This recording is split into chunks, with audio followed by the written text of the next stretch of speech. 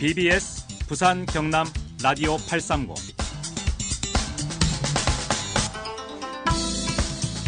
여러분 안녕하십니까? 라디오 830 시간입니다. 지난주 김성환 환경부 장관이 국회에서 녹조 문제와 관련해 정부 책임을 인정하고 사과했습니다. 환경부 장관이 공식 석상에서 4대강 사업과 관련해 사과 의사를 밝힌 것은 이번이 처음이라고 하는데요. 그러면서 환경부는 올해 연말까지 녹조 문제의 근원적 해결을 위한 종합대책을 내놓겠다고 밝혔습니다. 오늘 부산 환경운동연합 노현석 협동사무처장과 함께 이 문제 한번 짚어보도록 하겠습니다. 전화 연결하겠습니다. 노현석 처장님 안녕하십니까? 네, 안녕하세요. 노현석입니다. 네, 지난주 우선 김성환 환경부 장관의 사과 어떻게 평가를 하셨어요? 네, 4대강 사업 이후에 13년 동안 녹조가 이제 매번 발생하고 있는데요. 또 그 양은 해를 넘어갈수록 심해졌고 녹조라떼라는 신조어는 더 이상 신조어가 아니게 되었습니다. 국가와 정부 기관은 눈에 보이는 녹조를 외면하고 부정하기 일쑤였는데요. 하지만 이번에 환경부 장관의 사과는 환경정치 수장의 공식적인 첫 사과라는 점에서 좀 의미를 부여하고 싶고요. 하지만 그 사과 현장이 녹조 피해에 직접적으로 노출되는 주민 앞이 아니라 국회의원의 질의 답변 과정에서 나온 것이고, 또 사과 이후에 즉각적인 취향수시설 개선이나 4대강 16개 보의 수문 개방, 이런 자연성 회복이 뒤따르지 않았다는 점에서는 조금 아쉬움이 남아 있습니다. 네, 공식 첫 사과의 의미가 더 크게 부여될 수밖에 없는 그런 상황인 것 같습니다. 환경단체에서는 지난 10여 년 동안 4대강 사업 그리고 녹조 창궐의 문제를 지속적으로 그렇게 지적을 해왔는데 어떻습니까? 처장님 보시기에 10여 년 전과 비교해서 지금 달라진 것이 있습니까? 네, 저희는 이제 녹조 창궐의 문제를 지난 10여 년간 계속 지속해서 지적해 오면서 또 전문가와 함께 연구 분석을 통해서 무, 배추 등의 농산물에서도 녹조가 발견된다고 알리기도 했고, 또 공기 중 흡입을 통해서 인체 흡입도 된다라고 이런 위험성을 알려왔지만 아직 여전히 4대강의 수문은 굳건히 닫혀 있습니다. 수문 개방이라는 근본적인 대책을 외면한 채 정부와 지자체는 녹조 제거제 살포라든지 녹조 제거선 운영, 비점 오염원 관리, 축산농가 등에서 발생하는 부영양화 물질 관리 등 부수적인 대책으로만 좀 대응하고 있고요. 하지만 이런 여러 문제가 있음에도 불구하고 이번 정부의 환경 분야 제1공약으로 어찌됐든 4대강 재자연화가 꼽혔고 또 국정과제로도 포함이 되면서 정치권에서 계속 이제 언급이 되고 있습니다. 그래서 그런 모습들을 보아서 희망을 좀 가져봐도 되지 않나 하는 기대를 좀 가지고 있습니다. 네. 그리고 기후위기가 있어서 녹조가 심화되고 있다. 그렇게 주장하시는 분들도 많은데 이게 맞는 말입니까? 우리나라의 녹조 상황하고도 그 관련이 있나요? 어떻습니까? 네. 우선 그거는 녹조가 생기는 원인을 좀 짚어보면 답이 될 것 같아요. 녹조의 발생 원인은 크게 이제 세 가지로 저희가 꼽아볼 수 있는데, 부영양화, 높은 수온, 그리고 정체된 물, 이렇게 세 가지를 크게 꼽습니다. 하나씩 살펴보면 화학조나 이제 오수의 유입 등으로 영양분이 과하게 공급되는 이런 부영양화 현상은 발생지를 찾는 과정부터가 좀 쉽지가 않아서 유입 차단에 쉽지 않고요. 네. 또 기후위기 시대에 이제 폭염으로 수온이 계속 올라가는데 이런 걸 막기 위해서 모든 강에 또 그늘막을 설치하는 것도 사실 현실적으로 어렵죠.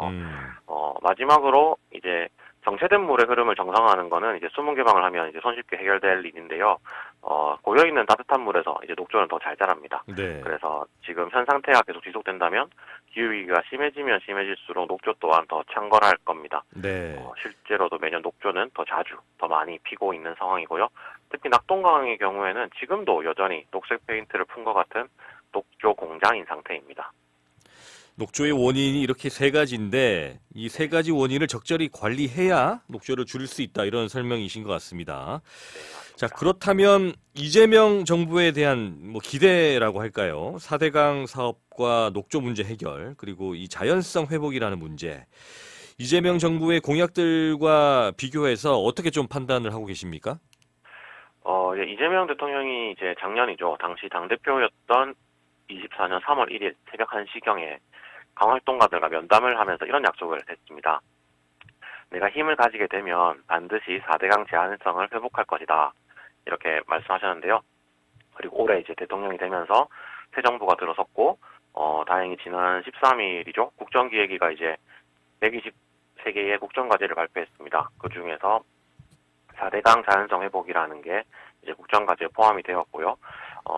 이까지는 좋은데 네. 이제 아쉬운 게 이제 구체적인 이행 시기라든지 방법이 이제 공개되지 않아서 정부의 분명한 추진 의지를 좀 아직까지는 확인하기가 어렵다라고 이제 저희는 판단하고 있고요. 게다가 그 김성환 환경부 장관, 금한승 차관을 비롯해서 실행 책임자들의 행보가 또 심상치 않았다. 이런 것도 저희 불안을 가중시키기도 합니다. 환경부 장관을 보좌하는 공무원 중에서도 이전에 4대강 자연성 회복 정책 폐기에 앞장섰던 전 정부의 관료들이 아직도 많이 남아 있어서 국정과제로 들어왔지만 이게 제대로 실현될 수 있을지 이런 의문이 들기도 하고요.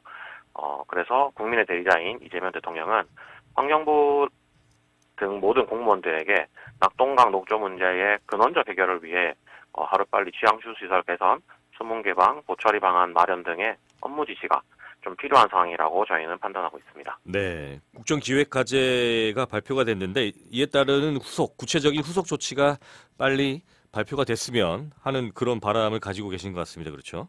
네, 맞습니다. 환경부가 연말까지 이제 종합대책을 마련을 하고 이재명 정부 임기 내에 해결 기반을 구축하겠다가 이 기본 기조인데 이 인근 주민들, 4대강 주변의 인근 주민들 그리고 환경단체, 이 전문가들이 다 함께 참여를 해서 이 사회적 공감대를 만들어 가야 하는 그런 대책도 필요하다라는 그런 바람들도 있는데요. 이 부분은 어떻게 보십니까? 사실 사회적 공감대가 형성되는 공론화 과정은 지난 2017년 문재인 정부 때부터 있었습니다. 수년간 이제 공론화하고 합의하고 해서 보처리 방안을 만들었는데 윤석열 정부 들어오면서 단 45일 만에 민주적 절차를 생략하고 과학적 검증도 거치지 않은 채 이제 국가 물정책의 자연성 회복 기조를 완전히 뒤엎어버린 사건이 있었는데요.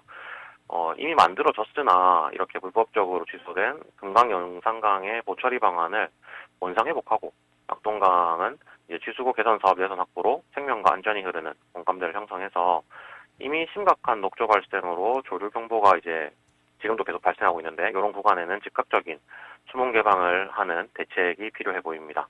그리고 이제 정부 입맛에 맞는 결과를 내는 전문가보다는 공정하고 양심적인 전문가들과 함께 하루빨리 안전한 이제 대책을 만들면 좋겠고요. 왜냐하면 지금도 이제 녹조는 창궐하고 있으니까요. 네. 사회적 공감대를 만들어가서 적절히 대응할 수 있는 그런 효과적인 방식이 빠르게 도출됐으면 좋겠다는 생각이 듭니다.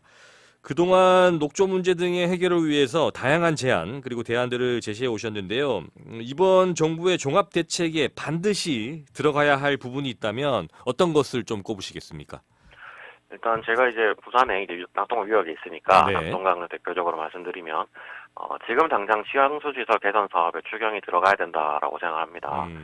이제 이르면 9월 말부터 10월 이때부터 이제 내년 4월까지는 양수기 가동을 멈춥니다. 그래서 이때 이제 시설 보수를 진행해서 수문을 개방해야 적어도 내년 여름에 녹조가 확연히 줄어든 이제 하늘빛을 품은 낙동강을 볼 수 있을 거고요. 네.